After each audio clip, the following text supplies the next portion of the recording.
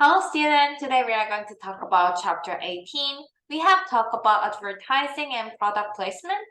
Now we are talking about really specifically about public relations and several sales promotion tactics and CRM loyalty programs. So first, public relation. Public relation is that the element in the promotional mix. First, it takes a look at what people think about us. So to do a really good job at this, the first stage is the PR audit. So to look at what people think about in the different areas. So then you identify those issues of concern, then you come up with the programs to gain the public acceptance. So you have lots of different stakeholders out there. It can be shareholders, government investors. So here at the Texas A&M, much of our funding comes from the state of Texas. So we have a lot of people in the communication office to make that government always knows that many of our activities contribute the fabulous economic value that we are adding to the state. So that's the basic examples of how the PR communication tools and professionals work to make sure that the organization's good work and objectives are heard by other people who might have the input into their budget, into overall profitability, and also into the buzz and then the word of mouth to heard about them. I always say PR is the performance recognized. It's not the synonym with the BS bullshitting people. So I always say PR is the performance recognized. It's not the synonyms with the BS bullshitting people. PR is not trying to make up something that it is not true. It's not about the running away from the truth. There's a way to match transparent communication out there that the companies cannot be spin doctoring situations. So good PR programs happens to come up with the company's understanding where they stand with all of the important stakeholders, all the people who are important to their business moving forward, whether it's a business partner, suppliers, customer, or true stockholders. It's understanding where they stand and then figuring out whether they need to change the perception or deal with it, because sometimes people just don't have appropriate information on how they are behaving in the certain areas and then what their activities are. So it's creating programs, creating communication vehicles for these different stakeholders about those areas of interest or concern, or areas that you need to get more focused with your organization or reach out and have some type of influence or impact in those different areas or activities. So the public relation activities can be the internal within your organization and with your family, employees. You can see our programs to employees, public relations, the communication crack them to shareholders and the stakeholders. So that's their internal. It can be external as well, to customers and then to other folks as well. That can be internal and external activities. So when we look at the regarding media, remember that in digital communication, we have owned and earned media. The paid media, PR usually don't involve in the paid media. That's the primarily advertising. It's usually involved in your own media, your website, your annual report, your Facebook pages, the things that you owned. Then you have earned media, how people talking about you. So what they are sharing and then what they are saying. So that's kind of the PR is about. And many times you need to create a program or do something to get more performance recognized. And a lot of this is the earned media that was people talking about you. So here I put the information how it can be. So here I put the information how PR and advertising can be different. Please take a look at this carefully. So now we know about PR, but why public relations are important? The first reason is that the cost of other forms of marketing communication have increased. The price of the advertising is crazy, but public However, the cost of advertising is crazy. But public relations, if you do create a good program and it's shared well, then it has a much powerful impact. So along with that, the influence of PR has become more powerful as consumers have become increasingly skeptical of the marketing claims made in the other media. Because just the advertising just keeps saying, oh, our product is better and better, and just every brand say that. But with the PR, people just feel this has have much more credibility. So the consumers view media coverage generated through the PR as the more credible and the more objective than the other aspects of the IMC programs, because firms does not pay the space for those media channels to promote themselves, in contrast to advertising. Now let's talk about different PR tools you have. As the public relations professionals, you have all that own media. You have corporate and corporate product news that you can generate some of the publicity. If you have a new product, we're gonna get it covered. So when Apple has new products, then there's a news conference that everyone's so obsessed for several days. Next, digital media. All your own digital media, your website, Facebook page, or your Twitter pages, that contains some of the shared as the word of mouth, which is the earned media. Then your corporate identity materials like annual report, which is now pretty much digital. Then you have philanthropy employee engagement, all different types of employee engagement or philanthropic work you might do. So you can help the people, then you need to tell the people about what you are doing. So it's the activities and the communication tools that takes the leverage to communicate the good that you are doing. Lastly is about the event sponsorship, especially those cost related and also big sports events. So as organizations, I'm gonna put together programs and I'm gonna do things really help with my PR effort. And then making sure that our mission and our efforts and understand these areas that create the more good within the employee groups or the shareholder groups.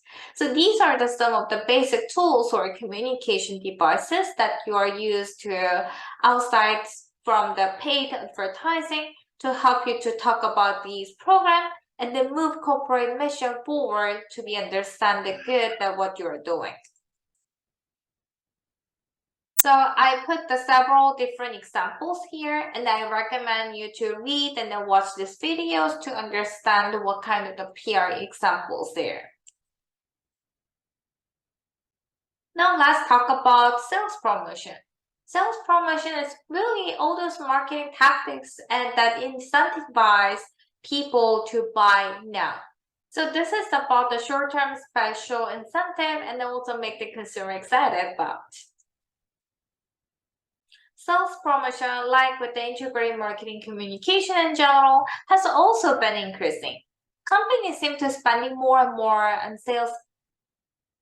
Companies seem to be spend more and more money on sales promotion and the short-term incentives to make the purchase move.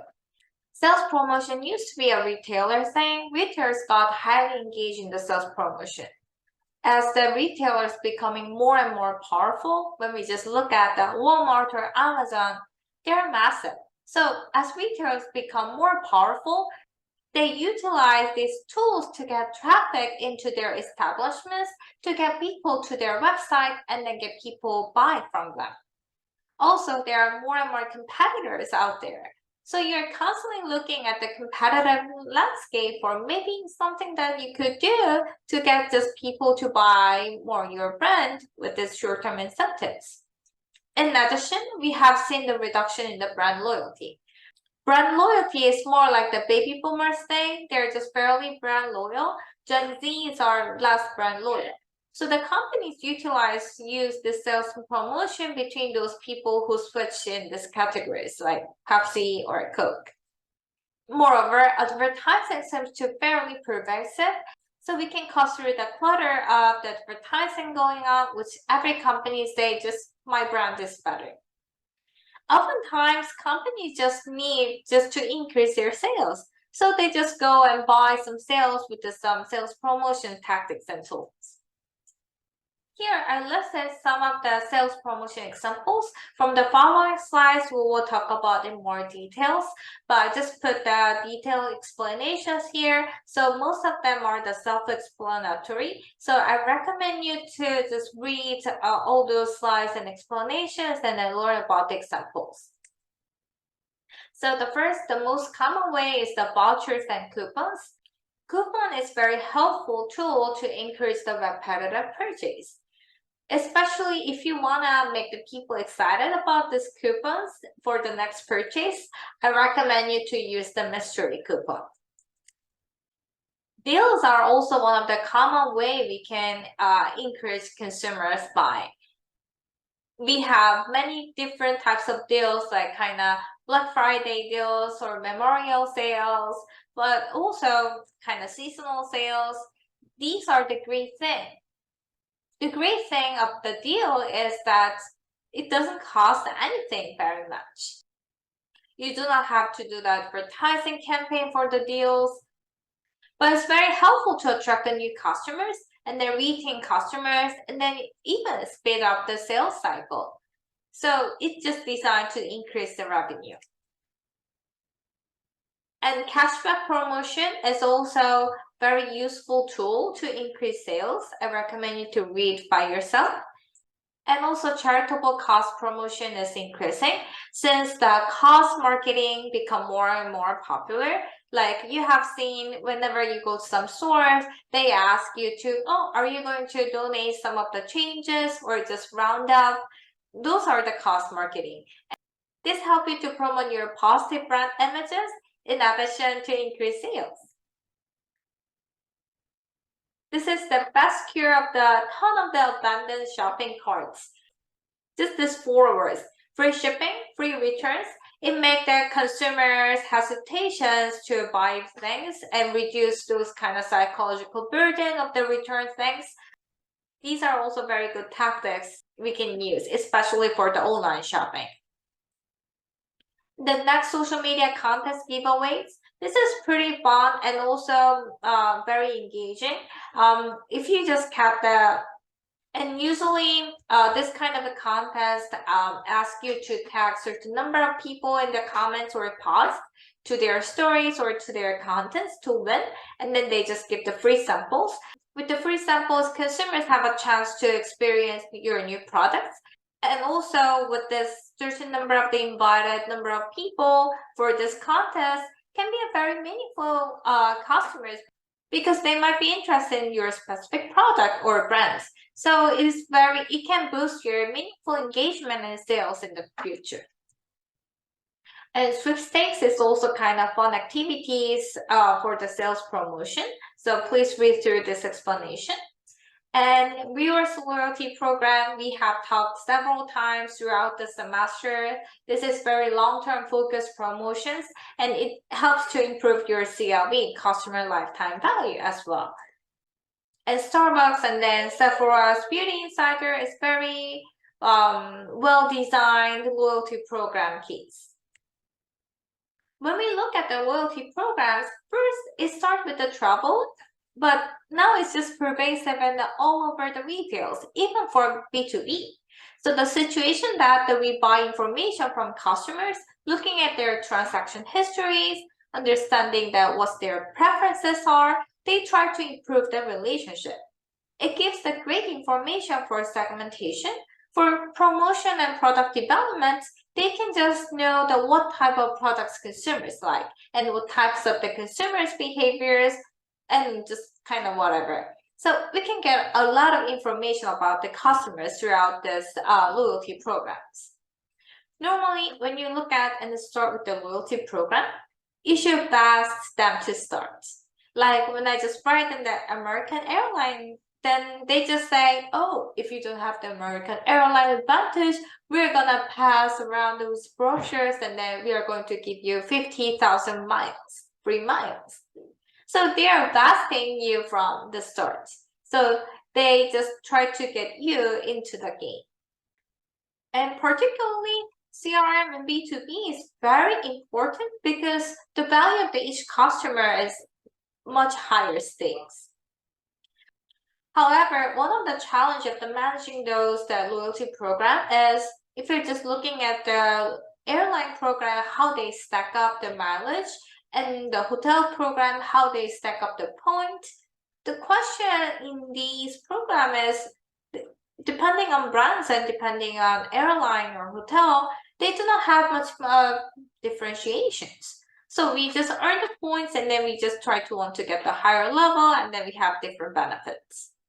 So is it just cost now? So do they make people more loyal with this kind of the undifferentiated loyalty program? So you have to make sure that whether it helps you to retain customers and then also improve your overall profitability and helps to reduce churn, the loss of customers. One study shows that if there's a 5% increase in the retention, it increased 25% of the profits. And also, if it did increase the 2% in the retention, it reduced that 10% of the decrease. So in general, loyalty program seems like loyalty program is helpful to increase your profitability. So in general, loyalty program is very useful and helpful for the companies. So there are some of the benefits, but there are some things that we should think about why we do CRM. So this is all for today's lecture. Thank you much.